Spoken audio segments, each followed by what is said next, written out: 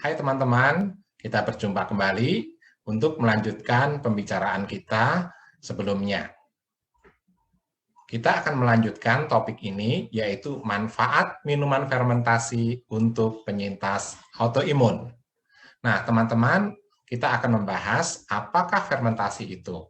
Nah, sebelumnya buat teman-teman yang belum menyaksikan bagian yang pertama, sebaiknya teman-teman jangan teruskan dulu, tapi teman-teman kembali untuk melihat video bagian pertama. Oke, nah teman-teman yang sudah melihat video bagian pertama, sekarang kita akan lanjutkan mengenai apakah fermentasi itu. Nah, teman-teman, dasar ilmu fermentasi untuk kesehatan itu mencakup 5 bidang. Jadi, tidak bisa kita hanya mengetahui satu bidang saja, kemudian kita terus bisa mengerti banyak mengenai fermentasi. Saya pun, meskipun background saya kedokteran, untuk mempelajari fermentasi, saya juga mempelajari bidang-bidang yang lain. Dengan demikian, kita bisa mengerti dengan benar dan dengan mendalam bagaimana fermentasi untuk bidang kesehatan ini. Yaitu kita perlu mengerti dengan betul mengenai pertanian, agriculture, dari mana bahan-bahan fermentasi ini kita buat. Kita juga perlu mengerti dengan mendalam mengenai biologi dari fermentasi. Kemudian food technology, mengolah fermentasi dengan benar, biotech, dan juga tentunya kedokteran, teman-teman. Nah, kalau kita bisa mempelajari 5 ini secara komprehensif dan menyatu, barulah kita bisa mengerti dengan betul bagaimana fermentasi untuk kesehatan itu bermanfaat untuk tubuh kita.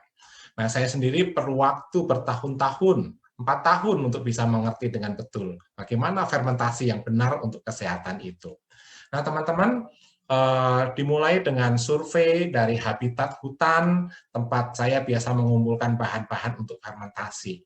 Dari madu hutan, tanaman-tanaman dari hutan, dan sebagainya, harus datang langsung ke tempatnya, dan kita perlu mempelajari dengan detail apa yang terjadi di lokasi tumbuhnya bahan-bahan yang kita butuhkan untuk melakukan fermentasi. Tidak cukup kita beli dari supermarket atau dari pasar, terus kita berharap bisa membuat fermentasi yang baik untuk kesehatan kita. Menurut saya itu akan sulit sekali untuk mendapatkannya.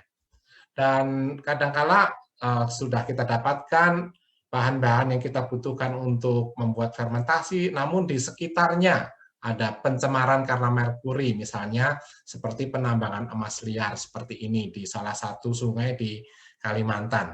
Nah, tentunya kita tidak bisa menggunakan bahan-bahan yang ada di hutan atau daerah tersebut karena pencemaran merkuri yang sangat membahayakan. Jadi kita harus melihat semuanya dengan detail. Dan ini salah satu yang saya kembangkan dalam metode fermentasi, yaitu madu hutan.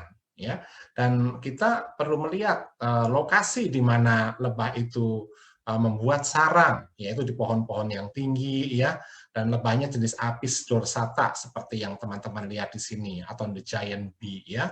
Dan kita lihat lokasinya. Di lain kesempatan saya akan membicarakan secara lebih khusus mengenai madu hutan.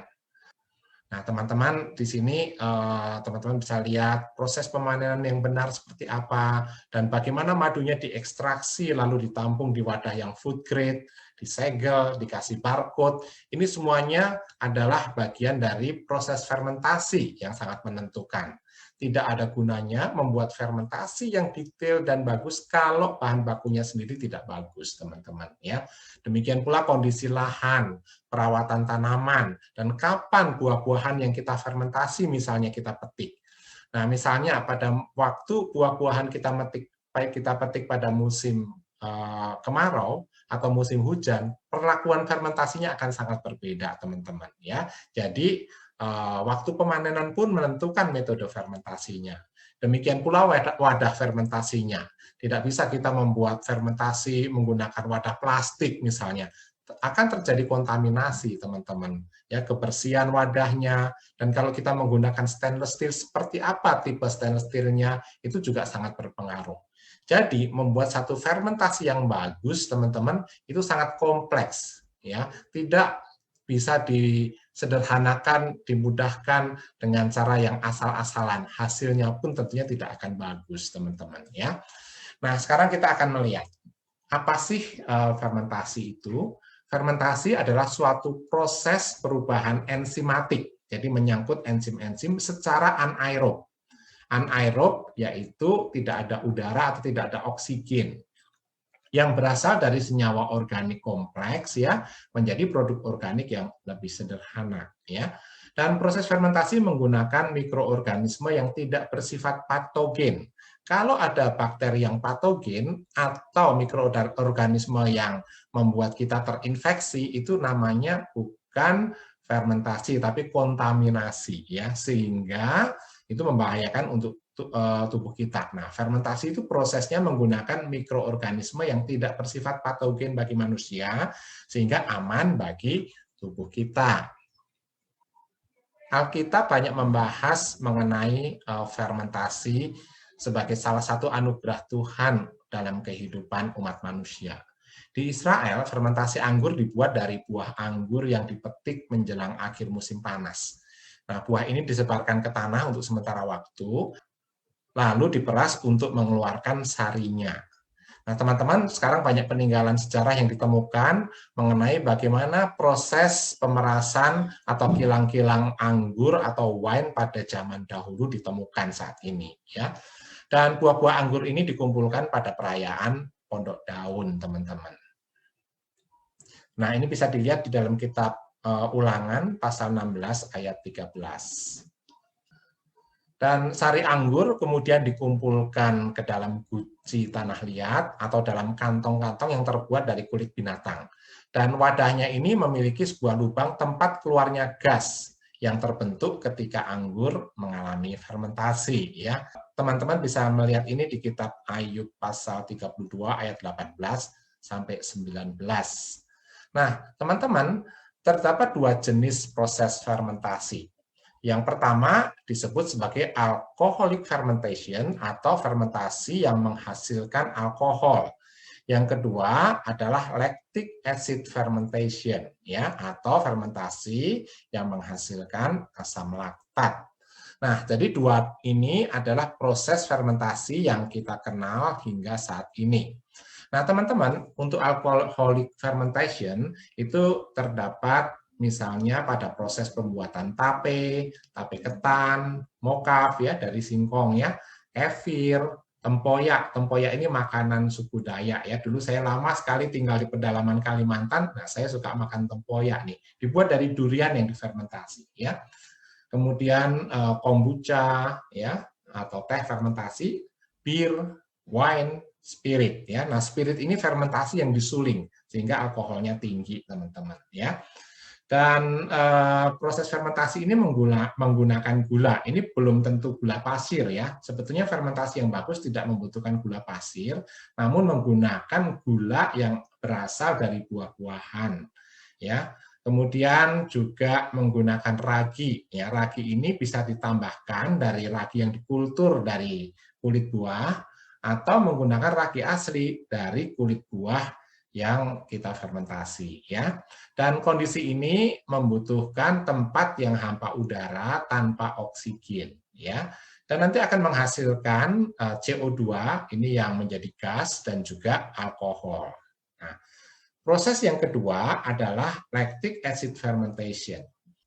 Contohnya tempe, kecap, acar, mokaf. Mokaf bisa menggunakan fermentasi yang lactic acid, bisa juga menggunakan fermentasi yang alkoholik. Yogurt, kefir. Nah, kefir ini melalui dua tahap, teman-teman, yaitu fermentasi alkoholik dan fermentasi lactic acid. Kemudian kimchi, miso, tempoyak, ini juga bisa menggunakan lactic acid fermentation, teman-teman. Nah, di sini berbeda dengan alcoholic fermentations. Di sini kita gunakan bakteri ya atau mikroorganisme jenis bakteri dan bukan ragi. Dan gula yang dari buah atau bahan yang kita fermentasi akan diolah oleh bakteri ini. Bakterinya macam-macam ya, ragi juga macam-macam. Dan di kondisi yang hampa udara, namun sebagian juga bisa juga di kondisi yang ada udara atau oksigen. Misalnya tempe itu bisa fermentasi yang ada oksigennya ya, dan dihasilkannya nanti berupa asam laktat dalam hasil fermentasi seperti di atas ini. Jadi ada dua metode ya teman-teman ya.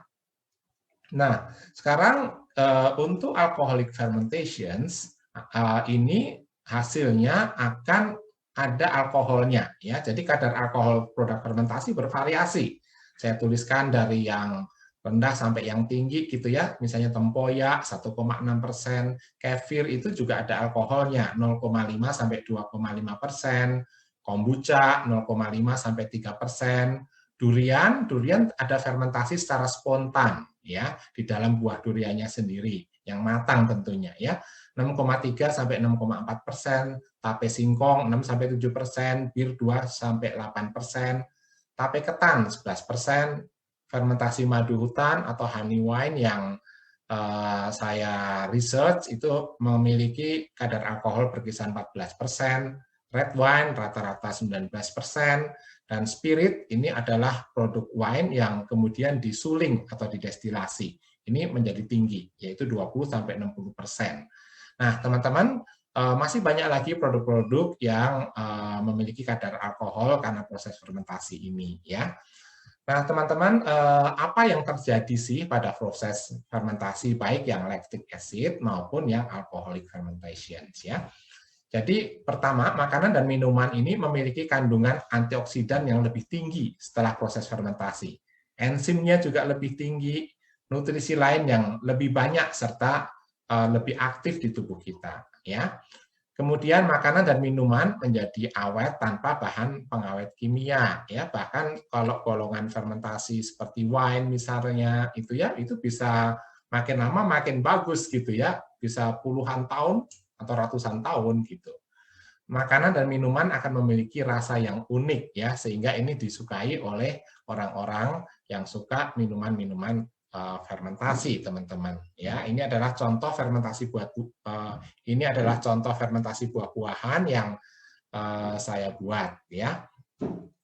Nah, sekarang untuk autoimun, hasil fermentasi yang penting itu harus memiliki 3 unsur. Yang pertama, hasil fermentasi harus kaya dengan enzim. Yang kedua, kaya dengan antioksidan. Yang ketiga, kaya dengan prebiotik. Nah, ini adalah 3 zat yang sangat diperlukan untuk kesehatan bagi para penyintas autoimun sebagai hasil dari proses fermentasi. Ya. Dalam satu proses fermentasi akan menghasilkan bisa ketiga-tiganya, atau bisa 2, atau mungkin hanya 1, teman-teman.